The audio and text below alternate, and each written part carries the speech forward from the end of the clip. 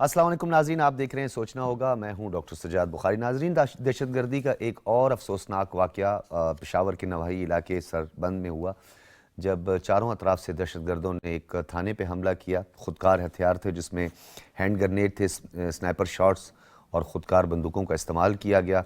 और अचानक ये हमला हुआ तहरीक तालिबान पाकिस्तान की जानिब से, और उन्होंने हमारे एक DSP समेत 2 अफराद को शहीद कर दिया। दहशतगर्दों का ताक़ुब किया गया, रात की तारीकी का उन्होंने फ़ायदा उठाया। सर्च ऑपरेशन जारी है और अब भी उनका ताक़ुब किया जा रहा है।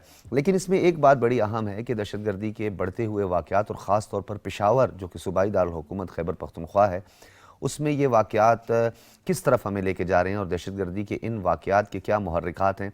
हम हमेशा बात करते हैं कि सिक्योरिटी फोर्सेस और लॉ एनफोर्सिंग एजेंसीज़ अपना मुस्बत किरदार अदा करती रही हैं और उन्होंने अपनी जानों का नजराना भी पेश किया है। लेकिन जो हमारी ज़िली इंतज़ामिया है, उस पे बहुत सारे सवालात उठते हैं, जो कि शहादतें भी उनकी होती रही हैं, गफलत का मुजाहरा भी होता रहा है। लेकिन इसकी ज़िम्मेदार खैबर पख्तूनख्वा की हुकूमत है, उसे बरी ज़िम्मा करार नहीं दिया जा सकता और उनकी इस नाअहली को पसे पुश्त नहीं डाला जा सकता। क्योंकि जब हम डिस्ट्रिक्ट एडमिनिस्ट्रेशन की बात करते हैं तो डिस्ट्रिक्ट एडमिनिस्ट्रेशन कंट्रोल की जाती है सूबाई हुकूमत की जानिब से। इसी तरह बलूचिस्तान में कुछ वाक़यात रूनुमा हुए, जिस पर हमने बलूचिस्तान हुकूमत के बारे में भी बात की। लेकिन खैबर पख्तूनख्वा में पै दर पै वाक़यात, अब तो दहशतगर्दी के ये वाक़यात थानों तक पहुँचे हैं। इससे पहले वहाँ के शरीफ शहरियों को बाकायदा तौर पर भत्ते की पर्चियाँ वसूल हुई हैं। सूबाई वज़रा को जो अब पर्चियाँ वसूल हुई हैं, उनका तो हमें पता नहीं है कि वो पर्चियाँ वसूल हुई हैं, उन्होंने कहाँ उस पर FIR दर्ज करवाई है, शिकायत दर्ज करवाई है। लेकिन इन बढ़ते हुए वाक़यात को रोकना होगा। नेशनल एक्शन प्लान मौजूद है, लेकिन मुल्क में इस वक्त सियासी अफरा तफरी, खलफशार और इंतशार की जानिब सियासी क़ुव्वतें और ख़ास तौर पर अपोजिशन, जिसे ना दहशतगर्दी से सरोकार है बज़ाहिर जो नज़र आ रहा है, ना उन्हें सैलाब मुतासरीन की दर्द आओ पुकार की कोई फ़िक्र है, उन्हें अपनी सिर्फ इक़्तिदार का हुसूल और इक़्तिदार के हुसूल के लिए नित नए ड्रामे जो हैं उन्होंने शुरू किए हुए हैं। और आप ये सब देख रहे हैं। अब ये बात किसी से ढकी छुपी नहीं है कि सिर्फ इक़्तिदार की वजह से, सिर्फ इक़्तिदार की खातिर, क्योंकि इस वक्त मुल्क का जो सबसे बड़ा मसला है वो है मुआशी। हमारे पड़ोसी मुल्क में क्या कुछ हो रहा है ये आप सब जानते हैं। IMF का एक प्रेशर है उन ममालिक पर, और उसकी सबसे बड़ी वजह मुआशी इस्तेहकाम का ना होना है, और उसके साथ जो जुड़ा हुआ है सियासी इस्तेहकाम, वो भी एक बहुत बड़ी वजह है। आपने देखा होगा कि श्रीलंका के कुछ वाक़यात हुए, उसके मुहर्रिकात भी आप जानते हैं। सियासी इंतशार बहुत सारे जो फाइनेंशियल इंस्टीट्यूशंस हैं उनको नुक्ताचीनी का न सिर्फ मौका देते हैं, बल्कि आज भी हमारे मुल्क के अंदर यही सब कुछ हो रहा है। इस दहशतगर्दी से हमने नब्र आज़मा होना है, मिलकर इसके ख़िलाफ़ लड़ना है। एक मौसर हिकमत अमली, नेशनल एक्शन प्लान के 20 से ज़्यादा नुकात पर अमल दरामद, क्योंकि आज भी नेशनल एक्शन प्लान एग्जिस्ट करता है लेकिन उस पर काम नहीं हो रहा। और इन वाक़यात से कैसे बचा जा सकता है? एक कौमी इत्तेहाद की जब बात की जाती है तो कौमी इत्तेहाद में इस वक्त एक डिवीज़न नज़र आता है, और डिवीज़न पैदा करने वाले अनासिर के हमने सरकोबी करनी है। उनके ख़िलाफ़ हमने, बल्कि उनको बैलेट बॉक्स के ज़रिए ही हमने उनको नाकाम करना है, जो पाकिस्तान में इंतशार, डिवीज़न और पोलराइजेशन की मौजिब और वजह बने हुए हैं। आज इस पर तफसीलन बात करेंगे। इस दहशतगर्दी के जो अफसोसनाक वाक़या है, इसकी जो टेक्निकलिटी, और ख़ास तौर पर इस पे दहशतगर्दों ने जो चारों अतराफ से हमला किया, क्या इस हवाले से पहले से कुछ इतलात मौजूद थी, नहीं थी, इंटेलिजेंस कोई इतलात थी या नहीं थी, और क्या दहशतगर्द हमारे जो ज़िली इंतज़ामिया है कि क्या उससे ज़्यादा वेल इक्विप्ड है, इनके पास ये हथियार आए कहाँ से, और अगर ये अफ़गानिस्तान, नेटो और ये सब बातें होती हैं तो यहाँ तक ये पहुँचे कैसे, इस पे बात करेंगे। तारुफ करवाते चलें। अजीम चौधरी साहब आज भी हमारे साथ मौजूद हैं, सीनियर साफ़ी और तज्ज़ियाकार। बहुत शुक्रिया अजीम चौधरी साहब आपकी तशरीफ़ आवरी का। हर दिल अजीज़ मुस्कुराता हुआ चेहरा है, और लेकिन आज हम भी परेशान हैं। डेफिनेटली एक बहुत बड़ा वाक़या हुआ है। और ताहिर आलम साहब भी हमारे साथ मौजूद हैं, साबिक़ IG पुलिस इस्लामाबाद। बहुत शुक्रिया ताहिर आलम साहब आपकी भी तशरीफ़ आवरी का। और डॉक्टर फ़ारूक आदिल साहब भी हमारे साथ मौजूद हैं, सीनियर साफ़ी और तज्ज़ियाकार। डॉक्टर साहब आपका भी बहुत शुक्रिया। आज गो कि हम बड़ा लाइटन मोड में अपने प्रोग्राम का आगाज़ करते हैं और हमेशा गुफ्तगू करते हैं सियासी, लेकिन एक अफसोसनाक वाक़या, तो मैं चाहता हूँ अजीम चौधरी साहब, डॉक्टर साहब आपकी इजाज़त से, ताहिर आलम साहब, आप आज आपको हमने खुसूसी तौर पर मदऊ किया। मैंने अपनी टीम को भी कहा कि ताहिर साहब को खुसूसी तौर पर सवालों से मदऊ करें कि इस वाक़ये में कुछ टेक्निकलिटीज़ हैं जिस पर हम बात करें। मिड नाइट ये वाक़या हुआ, हमें भी इसकी इतलात मौसूल हुई। दहशतगर्द काफ़ी देर तक चारों अतराफ से हमला करते रहे, हैंड ग्रेनेड्स का उन्होंने इस्तेमाल किया, उसके बाद बत्तरबंद गाड़ियाँ भी वहाँ पे पहुँची। क्या लगता है आपको, ये कुछ नकाइस, हमारे इंतज़ामी नकाइस भी सामने आए? एक्चुअली तो जो भी अटैकर होता है उसे एक एज हासिल होता है, اور رات کے خاص طور پر اس ٹائم پر، اور پولیس میں تھانے کی سیکورٹی کے لیے ایک دو سے زیادہ ملازم نہیں ہوتے، انہوں نے اندر حوالات میں موجود ملزموں کی بھی نگہداشت کرنی ہوتی ہے اور بیرونی طور پر بھی گیٹ شیٹ کو بھی مین کرنا ہوتا ہے۔ تو میں سمجھتا ہوں کہ رات کے ایسے وقت میں، جبکہ اکثر پولیس والے گھر بھی جا چکے ہوتے ہیں، پولیس والوں کا جو ریئیکشن کرنا ہے، اتنی دیر تک انہیں روک کے رکھنا ہے اور پھر ان کا پیچھا کرنا۔ آپ دیکھیں کہ ڈی ایس پی صاحب پتہ نہیں اپنے دفتر میں تھے یا گھر تھے اور اتنی جلدی وہ تعاقب پہنچے۔ کرنے والے ان کے باقی اہلکار تھے جنہوں نے جی تعاقب کیا اور جی ہاں۔ وہ بھی شہید ہوئے۔ تو یہ ایک ظاہر کرتا ہے کہ پولیس جو ہے وہ بہرحال ایکٹیو ہے، اگرچہ ان کی شہادتیں ہوئی ہیں اور شہادتیں جو ہیں وہ اس سے پہلے بھی پولیس کی ہوتی رہی ہیں۔ ہماری جو بہت ٹرینڈ ملٹری فورسز یا پیراملٹری فورسز ہیں، ان کے جوان بھی جو ہیں جب اٹیک کر دیا جاتا ہے تو وہ بھی شہید ہو جاتے ہیں۔ اور پولیس نے پھر ایک قانون کی لمٹ کے اندر رہ کے ہی کام کرنا ہوتا ہے کہ وہ ایسا نہیں ہو سکتا کہ وہ بالکل پکڑے اور مار دے اور یہ کرے۔ تو اور عام شہریوں کا بھی خیال کرنا پڑتا ہے کیونکہ کراس فائرنگ میں یہ واقعات بھی ہو جاتے ہیں۔ جی ہاں، تو میرا خیال ہے کہ ہمیں ان کو خراج تحسین پیش کرنی چاہیے۔ بالکل۔ خیبر خواہ پختون پولیس کے جو جوان اور افسروں نے اس میں کام لیا، اور بہرحال دہشت گردوں کو ساتھ ساتھ ایک پیغام جا رہا ہے کہ پاکستان میں اٹیک کرنا اگرچہ وہ نقصان تو پہنچاتے ہیں لیکن کوئی اتنا ایزی ٹاسک بھی نہیں ہے۔ اگر آپ کو لگتا ہے کہ تھانے میں کچھ ایسے لوگ حوالات میں بند تھے جن کو وہ چھڑانے کی کوشش کر رہے تھے؟ اس کے متعلق ان کے آئی جی یا کسی نے کوئی ایسا بیان نہیں کیا، اور میرا خیال وہ تھانہ بھی ایسا نہیں، باڑہ کے قریب ہے، وہ باڑہ کے قریب علاقہ ہے۔ آج کل سی ٹی ڈی کی فیسلٹیز میں یا دوسرے ایسی فیسلٹیز میں دہشت گردوں کو رکھتی ہے جہاں زیادہ سیفلی رکھا جا سکے، جہاں سیکورٹی زیادہ سخت ہوتی ہے، اور تھانوں میں کوشش کی جاتی ہے کہ عام قسم کے ملزم ہی رکھے جائیں۔ اور ممکن ہے ٹیررسٹوں نے صرف اپنی دھاک بٹھانے کے لیے اور یہ بتانے کے لیے اور ایک اپنا ریئیکشن شو کرنے کے لیے، جو ان کے خلاف بھی ہماری لا انفورسمنٹ ایجنسیز جو اٹیک کر رہی ہیں اس کے طور پر، اور بنوں میں جو کچھ ہوا جس میں ان کے 25 کے قریب دہشت گرد مارے گئے، اس کا بھی ریئیکشن ہو سکتا ہے یہ۔ تو بہرحال میں یہ تو نہیں کہتا کہ واقعی ہی پولیس جو ہے وہ بہت ہی ٹرینڈ ہے یا ایکسٹراڈنری کمپیٹنٹ ہے یا پروفیشنل ہے، ٹھیک ہے، جہاں انہیں موقع ملتا ہے وہ اپنی جان۔ اچھا طاہر عالم صاحب، آپ نہیں سمجھتے کہ ہمیں اثر نو جائزہ لینا ہوگا ہمارے انٹیلیجنشیا جو ہے، انتظامی انٹیلیجنشیا، ایک تو ہمارا جو اوورآل انٹیلیجنس نیٹ ورک ہے وہ ہمیشہ اطلاعات پہنچا دیتا ہے، خفیہ اطلاعات ان کو ملتی ہیں، موصول ہوتی ہیں، وہ متعلقہ حکام تک، متعلقہ اداروں تک بھی پہنچاتی ہیں، چاہے وہ تھانہ وغیرہ ہو۔ آپ کو نہیں لگتا ابھی ہمیں مزید فعال کردار ادا کرنا ہوگا اس واقعے کے بعد؟ کم سے کم جو پولیس اسٹیشن کے گرد و نواح میں جو گھروں میں لوگ مقیم ہیں، کرایوں پہ جنہوں نے رینٹس پہ گھر لیے ہوئے ہیں، اس طرح اس پہ اپنے نیٹ ورک کو مزید پھیلانا۔ دیکھیں یہ دہشت گردی جو ہے پھر سے شروع ہو گئی ہے پاکستان میں۔ 2022 میں ہم اگر دیکھیں تو 1000 سے کچھ زیادہ حملے ہوئے ہیں پاکستان میں لا انفورسمنٹ ایجنسیز میں، جس میں سویلین بھی، آرمی پرسنل بھی، پولیس والے بھی شہید ہوئے، اور ستمبر سے 2022 سے تو بہت زیادہ یہ بڑھ گئی ہے۔ تو ہمیں اس فوری طور پر ایکشن میں آ جانا چاہیے۔ ہمیں اس چیز کا انتظار نہیں کرنا چاہیے کہ 2007، 2009، 2011 کی طرح جو ہے وہ بھرپور پورے پاکستان میں جگہ جگہ اٹیک ہونے شروع ہو جائیں گے۔ اگرچہ ابھی بھی ہم دیکھتے ہیں کہ اسلام آباد میں بھی واقع ہوا، کراچی وغیرہ میں واقعات ہوئے، تو پشاور میں تو ہو ہی رہے ہیں۔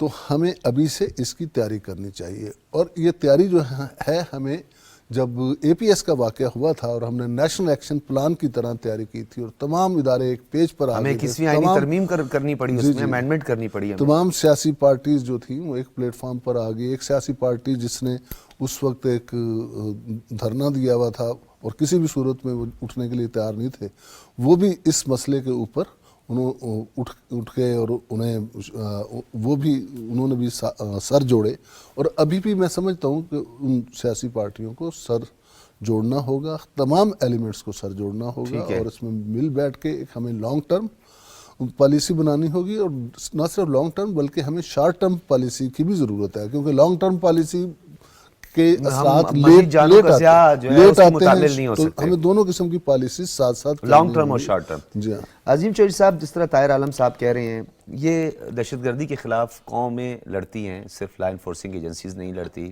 پیرا ملٹری فورسز یا انتظامی جو ہمارا ڈھانچہ ہے وہ نہیں لڑتا.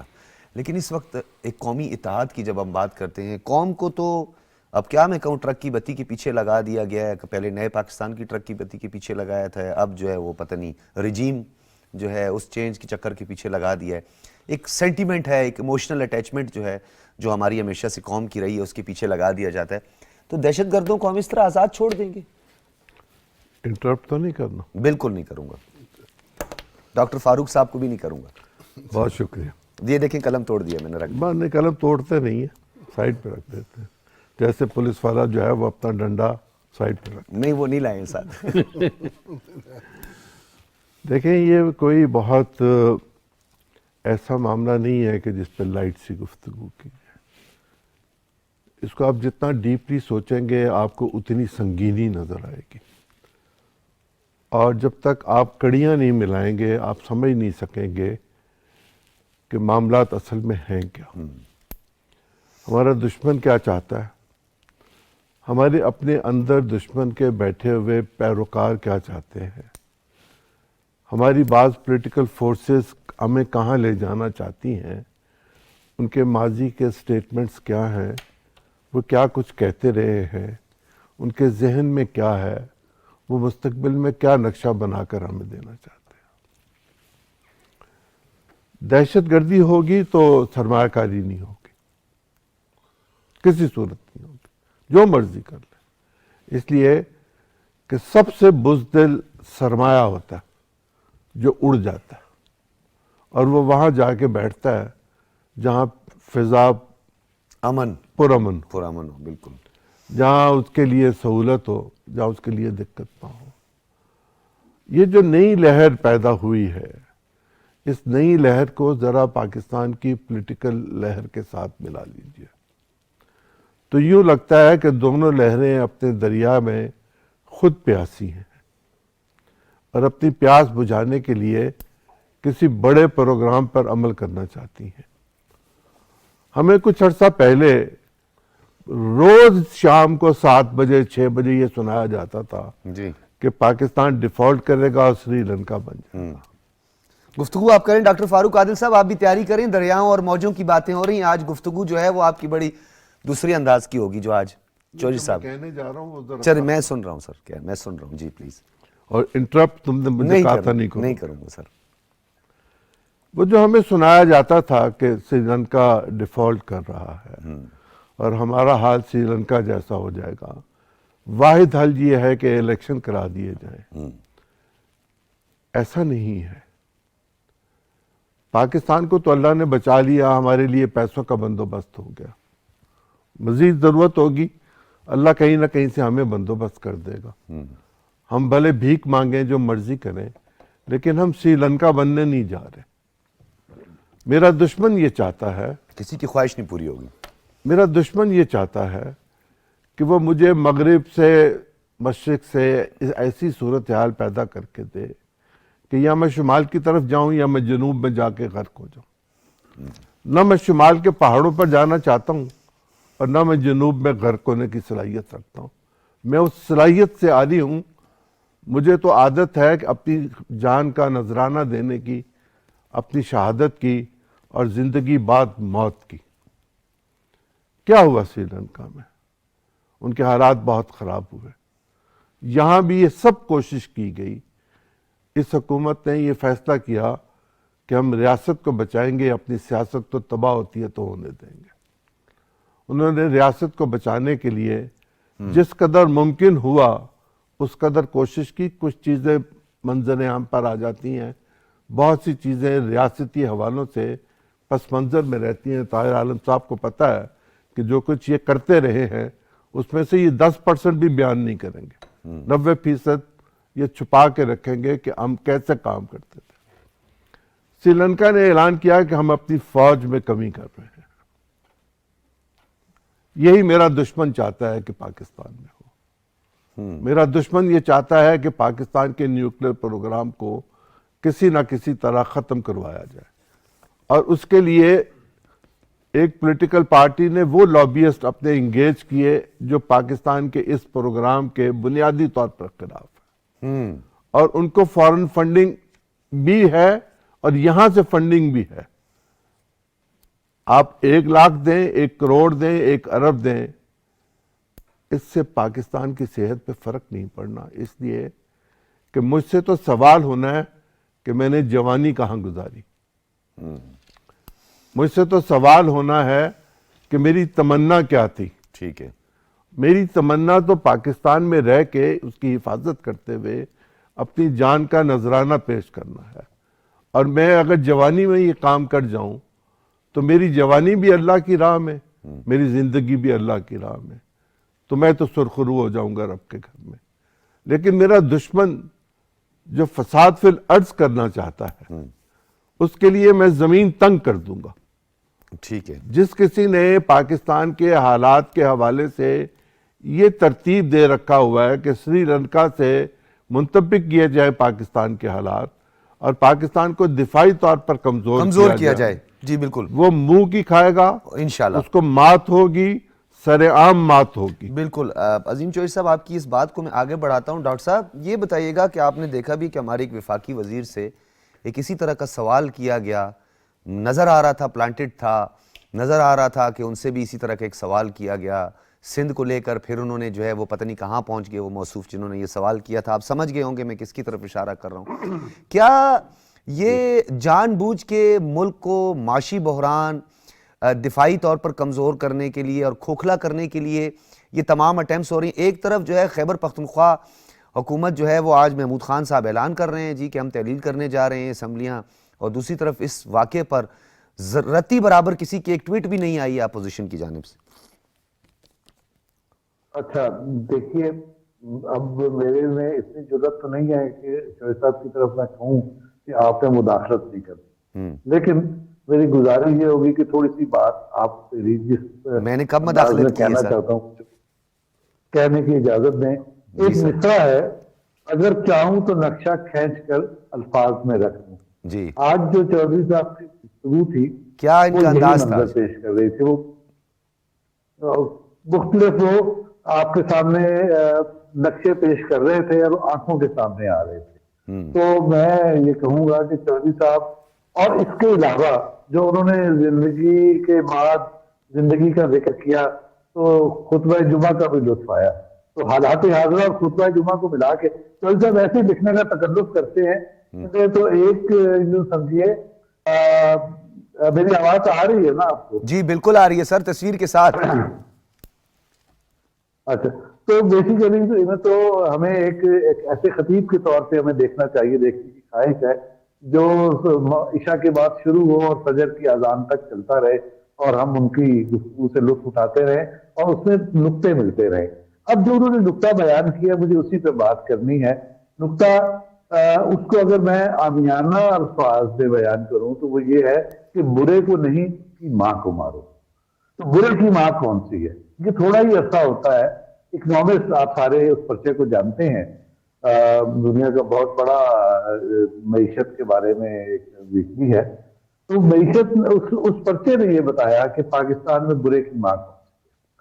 پاکستان میں برے کی ماں وہ ہے کہ جب پاکستان کی معیشت ٹھیک ہونے لگتی ہے وہ کوئی نہ کوئی اس کو ضرب لگاتا ہے, اور وہ اس سے نام لینے میں کوئی تکلف نہیں کیا. اس نے کہا کہ جس وقت پاکستان کی معیشت ٹھیک ہونے جاتی ہے عمران خان کوئی جھٹکا دے دیتے ہیں. عمران خان نے جھٹکا آپ کو وہ دیے, پنجاب اسمبلی کا جھٹکا جب آپ جنیوا میں کامیابی سمیٹ کر لا رہے تھے, جب آپ سعودی عرب سے کامیابی سمیٹ کر لا رہے تھے, جب آپ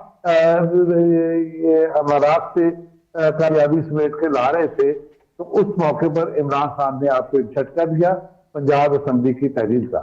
اس کے بعد جھٹکا دیا خیبر پختونخوا اسمبلی کی تحریر کا جو ایک پائپ لائن میں ہے. جی, اس کے ساتھ ساتھ یہی معاملہ اس گزشتہ پورے 4 سال کے دوران کیا رہا.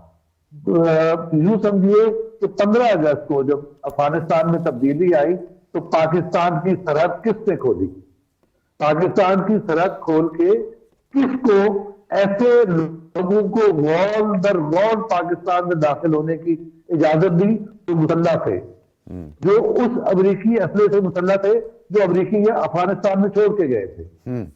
ان کی یہ پہچان نہیں تھی کہ وہ مسلح تھے، ان کی ایک پہچان یہ بھی تھی کہ وہ پاکستان کے آئین کو نہیں مانتے، وہ پاکستان کے نظام کو نہیں مانتے.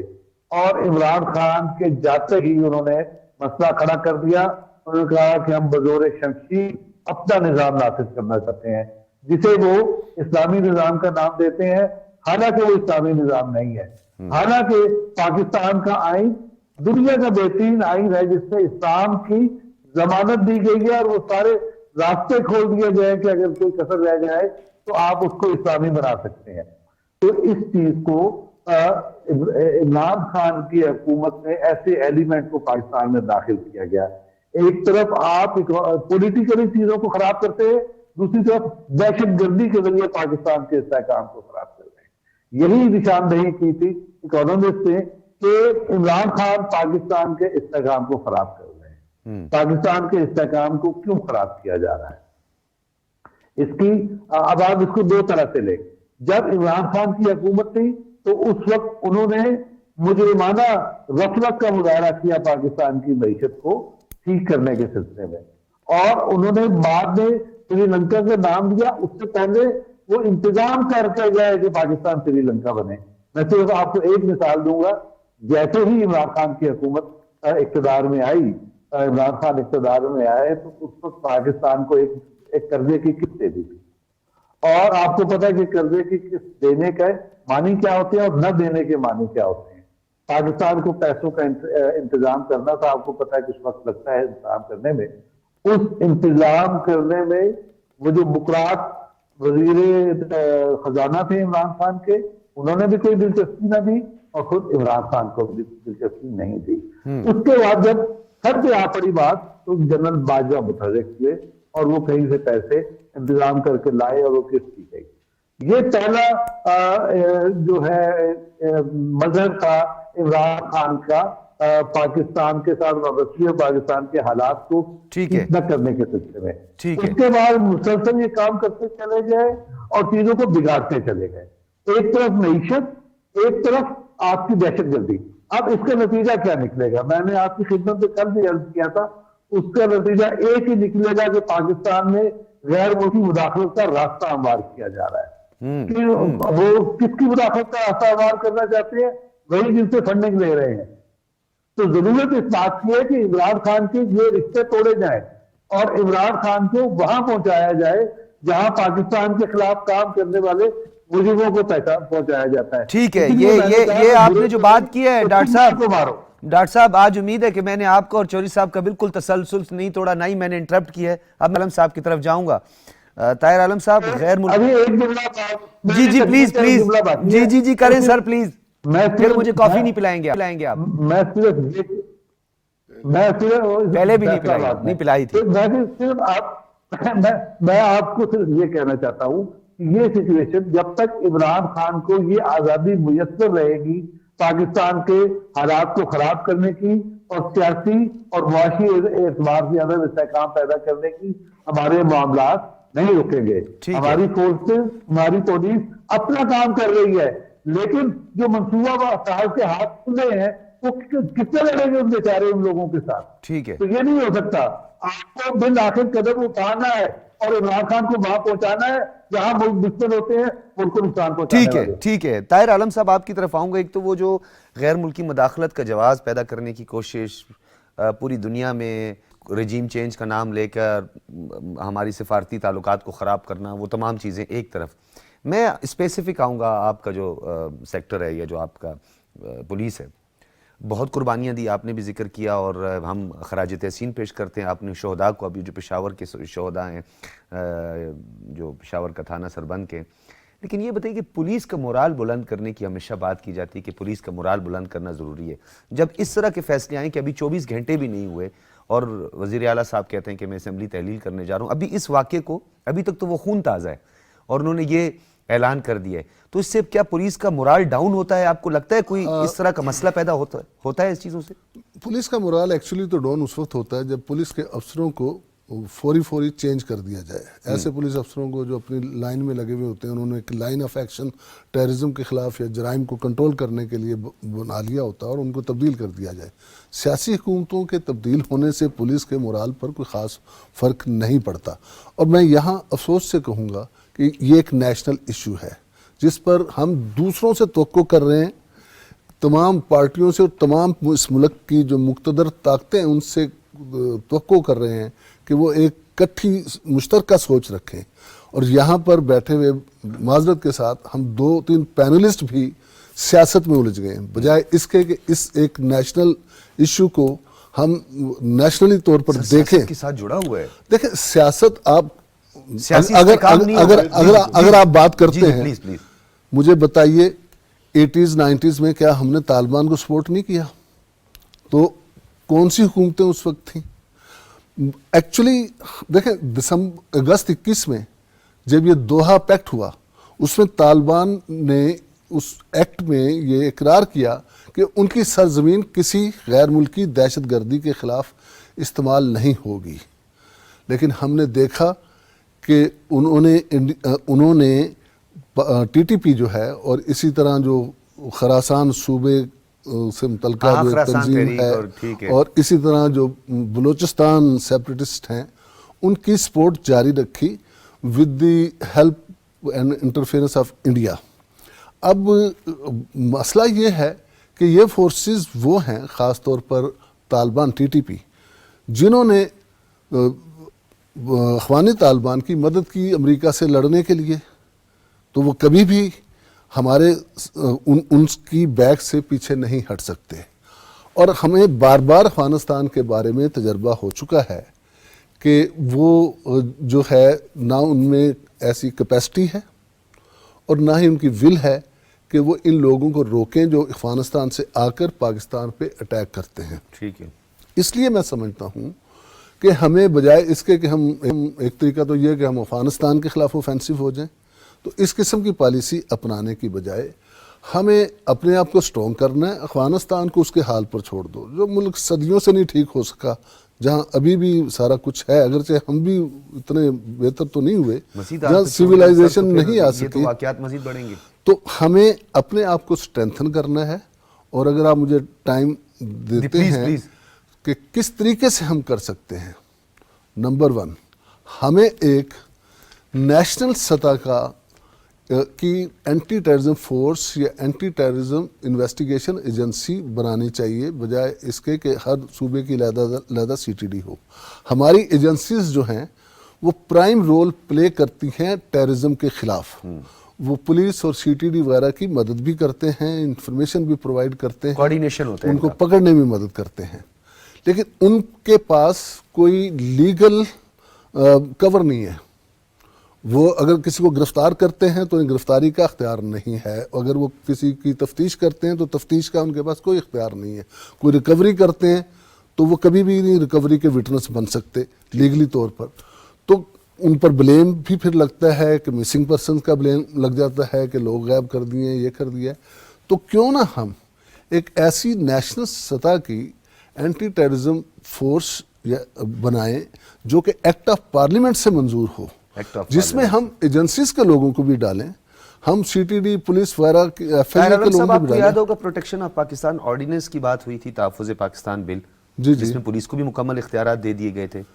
नहीं, असल में इख्तियारात की नहीं, मैं ये समझता हूँ कि हमारी जो एजेंसीज वगैरह को मिला के और सबको मिला के एक नेशनल लेवल की फोर्स बने, जिसका काम हो कि वो जो बड़े बड़े टेररिस्ट हैं इंसिडेंट और क्रॉस बॉर्डर टेररिज्म पर वो काम करे। सूबों की CTD जो है वो सूबों और मुल्क के अंदर और शहरी और देहाती इलाकों में वो काम करे, एक दूसरे के साथ लिंक हो। हाँ, एक दूसरे के साथ लिंक हो और वो मुल्क के अंदर जो टेररिज्म है उसको कंट्रोल करे। ठीक है। और जो पुलिस है उसका फर्ज ये है कि जो हमारे पास जगह जगह एक्सट्रीमिस्ट एलिमेंट्स हैं उन पर नजर रखे। 88 एक्ट के तहत जो शेड्यूल 4 के लोग मुकर्रर किए जाते हैं उनकी निगरानी करे, गली मोहल्लों में ये देखे کہ کون مشکوک لوگ آ کے یہ رہے نہ ہو ہیں. کہ جی باہر اپنا پولیس شریف شہریوں کو روک کر ان سے نیٹ گاڑیوں ورک کے بنا. کاغذات اور ایکسائز کا ٹیکس نہ جی پوچھے, جی اس میں ٹائم ضائع اپنا نہ کرے. انٹیلیجنس نیٹ ورک بنائے, جتنے ہم پولیس والے کھڑے کر دیتے ہیں ناکوں پر, دوسری لا اینڈ آرڈر اور وی آئی پی اور پروٹوکول ڈیوٹی پر, انہیں ہٹا کے ان کو انٹیلیجنس انفارمیشن کلیکشن پر لگایا آپ کی جو جائے. یہ suggestion ہے اسی طاہر عالم طرح صاحب, یہ بہت اچھی ایف suggestion. آئی اے جو ہے جی جی. اس نے بھی اینٹی ٹیررزم ونگ بنا رکھا ہے, اسے آپ محدود کریں کہ وہ منی لانڈرنگ وغیرہ, ٹیررزم فنانسنگ, اس قسم کے کاموں کی طرف توجہ دے. اور اس طرح اس کے ساتھ ساتھ ہمیں اور بہت سے کام کرنے ہوں گے. مثلاً ہم نے یہ فاٹا کو مرج تو کر دیا, لیکن اور کسٹمز کو جو ہے اس کوارڈینیشن میں اس میں شامل کریں, وہ بھی شامل کسٹمز کو. اور اسی طرح ہم نے اس کو فاٹا کو تو مرج کر دیا, لیکن پاٹا میں ابھی تک لیوی ہے. پھر ہم دیکھتے ہیں کہ بلوچستان میں بھی ایریاز موجود ہیں. بلوچستان میں بھی ایک سسٹم نہیں ہے, ادھر کے سردار نہیں ہونے دیتے یا بیوروکریسی نہیں ہے نہیں. سر, اب تو ہے. دیکھیں بی ایریا نہیں ہے اب بلوچستان میں, کوئی بھی ایریا نہیں سر, nothing. سر بی ایریاز ہیں. I am sun of this سائل سر. سر کوئی بھی ایریا نہیں ہے. بی ایریا مکران ڈویژن سے لے کر آپ اگر آپ جوب ڈویژن تک جائیں, ڈیورنٹ لائن تک جائیں, کوئی نو گو ایریا نہیں. بی ایریا سے مراد وہ ہے جہاں پولیس کی بجائے ان کی جو لیویز مقامی وغیرہ کام لیویز ہے. کرتی ہے, اور ان کے جو تحصیلدار, نائب تحصیلدار, ان کے تھانوں کے ایس ایچ اوز ہوتے ہیں. ہاں, لیکن وہاں آلریڈی تھانے ٹھیک ہے؟ موجود ہیں. اچھا, تھانے ہیں لیویز کے. ہاں. میں یہ کہہ رہا ہوں کہ جنرل مشرف نے اپنے دور میں تمام بی ایریاز ختم کیے تھے, اور پھر اس کو ہٹا دیا گیا, کیونکہ ہماری جو بیوروکریسی ہے وہ چاہ رہی ہوتی ہے کہ یہ. طاہر عالم صاحب, میں آپ کے جو قومی سطح پر آپ نے جو اینٹی ٹیررسٹ فورس جو ایجنسی کی بنانے کی بات کی ہے, جس کا سب کا ایک دوسرے کے ساتھ ایک کوارڈینیشن ہونا چاہیے اور اختیارات کو بڑھانے کی بھی آپ نے بات کی, اس سے پہلے آپ نے ایک سیاست کی بات کی, ہمارے پینلسٹ کے حوالے سے بات کی, پھر میں چوری صاحب کی طرف بھی آؤں گا. میں اس نقطے کی طرف اس لیے آنا چاہتا ہوں, اب یہ جو سری لنکا کی بار بار مثالیں دی جا رہی, مہندا راجہ پکسے جس نے جفنا میں آپریشن کیا تھا, ٹاملز کے خلاف آپریشن کیا تھا, اور وہ بڑا ایک مؤثر آپریشن ثابت ہوا تھا, جس میں دہشت گردی کے واقعات اور خاص طور پر کولمبو سٹی میں بھی دہشت گردی کے مساجد میں بھی واقعات رونما ہوتے تھے, تو دہشت گردی ختم ہو گئی تھی. تو جب سری لنکا میں کرائسس شروع ہوا تو اس کے محرکات میں جو سب سے بڑی وجہ تھی وہ مہندا راجہ پکسے کے خلاف ایک منظم کیمپین جب چلائی گئی, اس کے بعد ملک کی یہ صورتحال پیدا ہوئی, کیونکہ سیاسی استحکام کے بغیر آپ معاشی استحکام اور اپنی دفاع کو کبھی مضبوط نہیں کر سکتے, کیونکہ ڈویژن سے جو ہے ہمیشہ دشمن فائدہ اٹھاتا ہے. اس سے میں ایگری کرتا ہوں, اس میں کوئی دو رائے نہیں ہے کہ اگر ملک کے اندر سیاسی استحکام نہیں ہوگا تو دوسرے ایلیمنٹس جو فائدہ اٹھائیں گے. لیکن میں یہ سمجھتا ہوں کہ جن ایجنسیز کا کام ہے کہ وہ پاکستان کی پروٹیکشن کریں اندرونی اور بیرونی دشمنوں سے, انہیں اپنا کام جاری رکھنا چاہیے. جاری رکھنا. ٹھیک ہے عظیم چیر صاحب, میں آپ کی طرف آؤں گا. کوئی اگر آپ طاہر عالم صاحب کی کسی بات کا جواب دینا چاہیں, لیکن میرا سوال بھی ایک اس میں ایڈ کر لیں اگر آپ کی اجازت ہو. میں آپ کی کڑیاں بھی نہیں توڑوں گا, جوڑے رکھوں گا. یہ بتائیے گا کہ اس وقت عمومی طور پر آپ نہیں سمجھتے کہ ہماری قوم کو بھی یہ بات سمجھنی چاہیے کہ اس وقت ایک کنسنسس کی ضرورت ہے, اس وقت قومی اتحاد اور یکجہتی کی ضرورت ہے, تاکہ دہشت گردوں کو ایک پیغام دے سکیں. دہشت گرد پشاور میں آتے ہیں, خیبر پختونخوا میں دہشت گردی کا واقعہ رونما ہو جاتا ہے, اس کی حکومت ٹس سے مس نہیں ہوتی ہے. بلوچستان میں ہوتا ہے تو وہ کہتے ہیں جی دہشت گردی تو ایک عالمی مسئلہ ہے, اور جب دہشت گردی پر لا انفورسنگ ایجنسیز قابو پاتے ہیں, یہی صوبے کریڈٹ لینا شروع کر دیتے ہیں کہ یہ تو ہماری وجہ سے ہوا ہے. ٹھیک, میں احاطہ کر لوں گا. پاکستان میں ایک پریکٹیکل ہوا تھا, ایک ایکسپیرینس کیا گیا تھا فیڈرل سیکیورٹی فورس کے نام سے. انہوں نے اپنے اختیارات سے بہت زیادہ کام شروع کر دیا, آگے بڑھ کے کام ایف ایس ایف کا. ٹھیک ہے, نتیجتاً اس کا جو ملبہ تھا وہ سیاسی حکومت پہ گرا, اور سیاسی حکومت بہت مشکلات کا دو چار ہوئی. ہم کوئی نئی نیشنل سیکیورٹی فورس نہیں بنا سکتے یا فیڈرل سیکیورٹی فورس نہیں بنا سکتے. ہم نے 18ویں ترمیم کے تحت صوبوں کو اختیار دے دیا ہوا ہے کہ آپ اپنی سیکیورٹی کے معاملات کو خود سنبھالیں.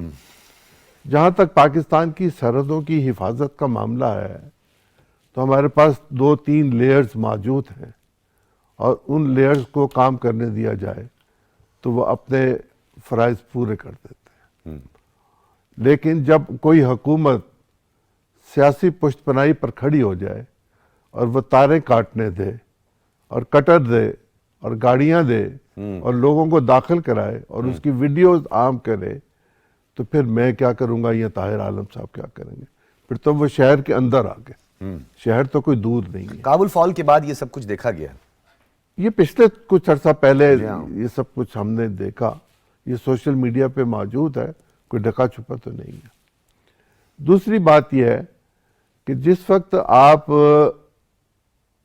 پولیس کے بیٹ آفیسر کی بیٹ کو دیکھتے ہیں تو اس کی بیٹ میں بے شمار چیزیں موجود ہیں. پولیس کی نفری کم ہے, وہ بڑھنی چاہیے, کوئی دو رائے نہیں ہے, بڑھنی چاہیے. ان کی ٹریننگ نیشنل الیکشن پروگرام کے تحت جس طرح طے کی گئی تھی وہ ہونی چاہیے, کوئی دو رائے نہیں ہے. ان کو فوج ٹریننگ دے, کوئی اس میں مبالغہ نہیں ہے کہ یہ ہونی چاہیے, ضرور ہونی چاہیے. کس چیز کی کمی ہے؟ کمی ہے کہ بیٹ آفیسر اپنے علاقے کی بیٹ میں یہ نہیں دیکھتا کہ کون لوگ مقیم ہیں اور وہ کیا کر رہے ہیں. اس کی ایک وجہ تو یہ ہو سکتی ہے کہ نفری کم ہے, لیکن اس کے باوجود یہ کام تو محلے کے جو مخبر ہوتے ہیں ان سے لے لیا جاتا ہے. تو پرانے زمانے میں تو ہم یہی دیکھتے تھے کہ ٹاؤٹ کام کر رہے ہوتے تھے اور ٹاؤٹ کو کوئی نہ کوئی تھوڑی بہت رعایت دی جاتی تھی. تھی. مثال مشہور ہے کہ اگر کوئی مسئلہ ہے, آپ کو کسی کو ڈھونڈنا ہے, کھوج لگانے, ایس ایچ او صاحب سے پوچھ لیں, پتہ چل جائے گا.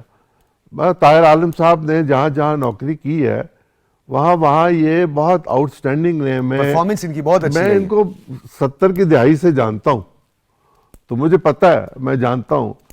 یہ آپ نے ان کی عمر اپنے سے زیادہ تو نہیں کر دی؟ نہیں ہے, تو یہ مجھ سے چھوٹے. آج ڈاکٹر صاحب آپ بچ گئے. میں نے 71 میں کیا تھا, انہوں نے بعد میں کیا تھا. اچھا. صورت یہ ہے کہ ہمیں اپنے علاقوں کے اندر یہ کام امام مسجد سے لینا چاہیے. بالکل. یہ کام وہاں کے موجود مدرسے سے لینا چاہیے. بالکل. یہ نیشنل ایکشن پلان میں یہ کام ہمیں قومی رضاکار تنظیم سے لینا چاہیے. یہ کام ہمیں سول ڈیفنس کو بحال کر کے اس سے لینا چاہیے. یہ کام ہمیں تھانے سے لینا چاہیے. ہم نے تھانوں کے ساتھ اسپیشل برانچ بھی بنا رکھی ہوئی ہے. وہ ماں سوائے میرے آپ کے پیچھے پھرنے کے کوئی کام ہی نہیں کرتے. سی آئی اے بھی ہم نے بنا رکھی ہے. وہ ابھی میں نے بولا نا, وہ پولیس والے جو ہے وہ گاڑیوں میں شریف شہریوں سے ایکسائز کے ٹیکس کو پوچھ رہے ہوتے ہیں کہ جمع کروایا نہیں کروایا. میں اس چکر میں نہیں جانا چاہتا کہ یہ پھر اس جواب کے چکر میں پڑ جائیں, لیکن میں یہ کہنا چاہتا ہوں کہ کانسٹیٹیوشنلی اب آپ کوئی ایسی فورس وفاق کے زیر انتظام نہیں بنا سکتے جو صوبوں میں مداخلت کرے. وہ آپ صوبائی خود مختاری میں مداخلت کر رہے ہوں گے. صوبوں کو امپاور کیا جائے, صوبے خود اپنے آپ کو امپاور کریں. صوبوں نے وقت سے پہلے صوبائی خود مختاری لی, ان کے پاس تیاری نہیں تھی. اب بھی چیزوں میں وہ بہت پیچھے ہیں. پاکستان کی فوج یہ کام ان کو کر کے دے سکتی ہے کہ ان کو ٹرینڈ کر دے. پاکستان کی فوج کے وہ لوگ جو انٹیلیجنس کا کام کرتے ہیں وہ بھی تو انسان ہے نا. بالکل صحیح. وہ ذرائع بتا سکتے ہیں. سر میں بھی انسان ہوں, میرا سوال بھی ہمیشہ گول ہو جاتا ہے. سر کیا سوال ہے؟ میرا یہی سوال تھا جو میں نے آپ سے کیا تھا کہ ایک طرف جو ہے دہشت گردی کے بڑھتے ہوئے واقعات ہیں, دوسری طرف صوبے جو ہیں وہ خود کو بری و ذمہ قرار کے کہتے ہیں یہ عالمی مسئلہ ہے. میں نے تو شروع ہی بات یہاں سے کی تھی کہ ڈی اسٹیبلائزیشن جو ہے وہ ایک بڑے مقصد کے لیے کروانے کی کوشش کی جا رہی ہے, اور اگر اس کو ہمیں روکنا ہے تو ہمیں اپنے فرائض کو پورا کرنا پڑے گا. ٹھیک ہے. پاکستان کے آئین کے تحت مرکز کے پاس, وفاق کے پاس بے شمار اختیارات موجود ہیں, بھلے وہ 26 کلومیٹر میں نہیں 15 کلومیٹر میں ہو. وفاق کبھی 100 کلومیٹر 200 کلومیٹر 1000 کلومیٹر نہیں ہوتا, وہ ایک چھوٹا ہوتا ہے. وہ واشنگٹن ڈی سی ہی ہوتا ہے. فیڈریشن جڑی ہوتی ہے. فیڈریشن جڑی ہوئی ہوتی ہے. تو فیڈریشن میں جو اس کی روٹس ہیں ان روٹس کو یوٹیلائز کر لیا جائے. یہ کام کرنے کے بہت سارے طریقے ہیں. ٹی وی پہ بیٹھ کے اس پہ گفتگو کرنا چلیں مجھے اچھا نہیں لگ ڈاکٹر رہا. صاحب کی طرف جاؤں. ڈاکٹر صاحب کی طرف جائیں, وہ فلسفیانہ گفتگو کریں گے. ہم کوشش کریں گے صاحبہ نے بھی کہہ دیا 5-6 منٹ ہے گزارا کریں. ڈاکٹر صاحب بول کے لب آزاد ہیں تیرے. سر میرا کوئی سوال نہیں, آپ نے عظیم چودھری صاحب کو بھی رسپونڈ کرنا ہے, طاہر عالم صاحب کو بھی رسپونڈ کرنا ہے, اور آپ مہربانی کریں سر, اگر جس کو اقتدار چاہیے دے دیں, ہماری جان چھوٹے سر, ملک میں استحکام آ جائے. دیکھیں اگر میں فلسفیانہ گفتگو کر رہا ہوتا نا تو طاہر عالم صاحب مجھ پہ اعتراض نہ کرتے. اب طاہر عالم صاحب ہمارے ڈیفینڈر ہے اور پولیس میں انہوں نے طویل خدمات انجام دی ہیں. سر ان کی محبت کا انداز اس طرح ہے, وہ پولیس والے ہیں نا سر, تو ان کا انداز اس طرح ہے, مطلب محبت کا اظہار وہ دوسرے طریقے سے کرتے ہیں. وہ محبت بھی ڈنڈے سے کرتے ہیں. نہیں تو میں گزارش یہ کرنا چاہتا ہوں کیا مشرقی پاکستان میں جب دہشت گردی ہو رہی تھی 1971 میں، کیا اس کے پیچھے پولیٹیکل فورسز نہیں تھی؟ آج اگر دہشت گردی پاکستان میں ہو رہی ہے تو کیا اس کے پیچھے پولیٹیکل فورسز نہیں ہو سکتی؟ کیا ہماری یہ ذمہ داری نہیں ہے کہ نیشنل چینل پر بیٹھ کر ہم صورتحال کا آزادی سے جائزہ لیں؟ اور اگر ہم آزادی سے جائزہ لیں تو ہمیں کیوں یہ تانا دیا جائے کہ جناب آپ پولیٹیکل معاملات کو بلا وجہ لا رہے ہیں اور لوگوں کو مطمون کر رہے ہیں؟ ایسا نہیں، چیزوں کو پورے یعنی جامعیت کے ساتھ دیکھنا چاہیے، صرف انتظامی نقطۂ نظر سے نہیں دیکھنا چاہیے۔ ایک بات میں یہ گزارش کرنا چاہ رہا ہوں پورے احترام کے ساتھ، ظاہر ہے کہ وہ انہوں نے اس ملک کی خدمت کی ہے اور اس کے لیے وہ لائق احترام ہے۔ جب ریٹائرڈ ہے سر، فکر بھی نہ کریں۔ وہ تو پھر زیادہ قابل احترام ہو جی ہاں، گئے۔ دوسری بات میں یہ گزارش کرنا چاہتا ہوں، ابھی یہ بات طاہر عالم صاحب نے فرمائی کہ دیکھیے بی ایریاز ختم ہو گئے اور فلاں ہو گیا اور ڈکا ہو گیا، اس پہ کافی آپ نے بھی سوالات کیے۔ میں آپ کو یہ صرف یہ عرض کرنا چاہتا ہوں کہ یہ جنرل پرویز مشرف نامی شخص ہی تھا جس نے پاکستان کی سول سروس کو اور ڈسٹرکٹ ایڈمنسٹریشن کی لیڈ کی ہڈی توڑ کے رکھی اپنے وہ نام نہاد سفارشات پر عمل درآمد کے ذریعے۔ لیں جی، اختلافی نوٹ آ گیا ڈاکٹر صاحب، اختلافی نوٹ۔ اب میں کیسے آپ کو انٹرپٹ نہ بولیں سر، کیا اختلافی نوٹ ہے بتائیں؟ بات کر لیں، آپ بات کریں۔ اختلافی نوٹ کا ٹائم نہیں ملے گا ان کو سر، پلیز کیری آن سر۔ اچھا، میں گزارش یہ کر رہا ہوں، وہ کام جو ایک ڈسٹرکٹ میجسٹریٹ کر لیا کرتا تھا، یعنی کہیں دھرنا ہو گیا ہے، جیسے وہ اپنا انہوں نے رضوی صاحب نے دھرنا دیا تھا آپ کے فیض آباد کے پل پر، ایک ڈسٹرکٹ میجسٹریٹ کا کام تھا اس کو ڈسپرس کرنا۔ اس میں کیا وزیر اعظم انوالو ہو گیا، وزیر داخلہ انوالو ہو گیا، پولیس ناکام ہو گئی وغیرہ وغیرہ۔ یہ ساری مہربانیاں پرویز مشرف کی تھی جس نے ڈسٹرکٹ ایڈمنسٹریشن کو تباہ کیا۔ یہ ہوا دوسرا مرحلہ۔ اور تیسرا معاملہ، میں بہت شکر گزار ہوں چودھری صاحب کا اور آپ کا بھی کہ آپ وہ بات جو میں نے کل آپ کی خدمت میں پیش کی تھی، یہ ایک بہت بڑی بین الاقوامی سازش ہے پاکستان کو تباہ کرنے کی، اور اس کے لیے ایسی سیاسی جماعت تخلیق کی گئی ہے جس کو بین الاقوامی سطح پر فنڈنگ کی گئی، اسرائیل سے فنڈنگ کی گئی، انڈیا سے فنڈنگ کی گئی، اور وہ پاکستان کی جڑوں کو کاٹ رہا ہے۔ خدا کے واسطے جاگے، چیزوں کو انتظامی انداز میں نہ دیکھیں، یہ دیکھیں پاکستان کے تجربات بہت وسیع ہیں اور پاکستان کو بہت نقصان ہوا ماضی میں، لہذا انتظامی لوگ انتظامی کام کریں، اور جن لوگوں کا کام پالیسی بنانا ہے اور پاکستان کے مسائل کو دیکھ کر انہیں حل کرنا ہے، ان کے ہاتھ کھول دیں اور وہ ہاتھ باندھ دیں جو پاکستان کو تباہ کر رہے ہیں۔ وما علینا الا البلاغ۔ ٹھیک ہے، میں اختلافی نوٹ آپ کا سنوں گا۔ طاہر عالم صاحب کچھ کہنا چاہیں گے جی؟ اس واقعے کے بعد آپ میں یہ سمجھتا ہوں کہ جہاں تک فیڈرل فورس بنانے کا تعلق ہے، یہ کوئی فیڈرل فورس مارا ماری والی نہیں میں کہہ رہا، یہ فیڈرل انویسٹیگیشن فورس ہے۔ اگر امریکہ میں ایف بی آئی ایک فیڈرل فورس ہو سکتی ہے تو پاکستان میں ایک اعلیٰ سطح کی ایسی فورس ہونی چاہیے۔ ایف آئی اے تو ہے نا سر، دیکھیں ایف آئی اے جو ہے، انویسٹیگیشن ایجنسی ہے، ایف آئی اے بھی پولیٹیسائز ہے، پولیس پر بھی پولیٹیکل پریشر ہے۔ ایک ایسی فورس ہو جو عام قسم کی ٹیررزم میں سر ابھی طاہر صاحب آپ نے خود ہی کہا کہ پولیٹکس سے پولیس کا نہیں ہے مسئلہ، کام کوئی مسئلہ نہیں ہوتا ہے۔ میں یہ کہہ رہا ہوں کہ نہیں، بہرحال پریشر اور مختلف قسم کے جو ہیں پولیس کی پوسٹنگ، ٹرانسفر اور بہت سے اسی تو مسئلے بڑھتے ہیں۔ میں اسی لیے کہہ رہا ہوں کہ ایک ایسی فورس ہو، جیسے نیب میں کوئی مداخلت نہیں کر سکتا تھا، اسی طرح ٹیررزم کو کچلنے کے لیے اور اس کی انویسٹیگیشن کے لیے ہم اپنی آرم فورسز کے بندے بھی ہوں اس میں، کیونکہ ویسے جو کچھ وہ کر رہے ہیں اسے قانونی کور حاصل نہیں ہے، انہیں بدنامی مل رہی ہے، وہ لا کے اندر رہتے ہوئے سارا کچھ کام کریں۔ وہ پولیس کے حوالے بندے کرتے ہیں، پولیس نے تفتیش نہیں کی ہوتی پراپر ان کی، وہ پھر وہ ٹرائل نہیں ہو پاتا، پراسیکیوشن ثبوت نہیں لا پاتی، ٹیررسٹ نکل جاتے ہیں۔ تو میں کہہ رہا ہوں کہ کراس بارڈر ٹیررزم کے لیے ہمیں ایک ایسی فورس کی ضرورت ہے۔ کراس بارڈر ٹیررزم کے لیے تو سر ایک قومی اتفاق رائے اور اس میں 18 کانسٹیٹیوشنل امینڈمنٹ بھی نہیں ہے۔ دیکھیں فیڈرل لیول پر لیجسلیشن ہو سکتی ہے، ایسی فورس بن سکتی ہے جو بم دھماکوں اور اس طرح کی۔ ٹھیک ہے طاہر عالم صاحب، ٹائم جی آپ کا اختلافی نوٹ رہ جائے گا، پھر آپ جو ہے مجھے میرا برخودار روز آ کے مجھے یہ کہتا ہے کہ بابا آج میں فلاں کیس پہ پیش ہوا تھا ڈی وی میں، اسلام آباد ہائی کورٹ کی، اور وہاں جو پولیس انسپیکٹر انویسٹیگیشن کو لے کے آیا تھا اس میں تو کوئی چیز ہی نہیں تھی, تو ملزمان چھوٹ جاتے. تو پولیس تو انویسٹیگیشن دفعات نہیں لگاتے نا وہ والی.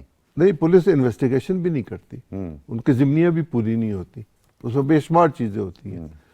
یہ تو ایک چھوٹی سی چیز ہے. 22 سے لگوا دیتے ہیں وہ یار لوگ. جی ٹھہر سر جانا. آپ ابھی ٹائم ختم وہ ہو جو گیا نا. اختلافی نوٹ ہے وہ یہ ہے کہ پرویز مشرف نے پہلی دفعہ یہ طے کروایا کہ جو صوبوں کو پیسے جاتے ہیں ان میں سے شہروں کو ان کی ضرورت کے مطابق پیسے تقسیم کیے جائیں گے, اور تمام کا تمام اختیارات ضلعی میئر اور ضلعی اسمبلی کے پاس جائے گا. ٹھیک ہے. جس طرح ابھی اسلام آباد ہائی کورٹ اسلام آباد کے بارے میں ٹھیک ہے. بات کر رہا ہے اس طرح. ٹھیک ہے. عظیم چودھری صاحب, طاہر عالم صاحب, ڈاکٹر فاروق عادل صاحب, آپ کا بہت شکریہ, آپ تینوں حضرات کا بہت شکریہ. ابھی کے بڑھتے ہوئے واقعات قوم نے اس کا مقابلہ کرنا ہے ہر مکتبہ فکر سے. علماء کرام نے, معززین نے, معتبرین نے, ہماری انتظامیہ نے, سیاستدانوں نے اور ہماری فوج نے, سب نے مل کے دہشت گردی کے خلاف لڑنا ہے, کیونکہ یہ ہمارے مشترکہ دشمن ہیں.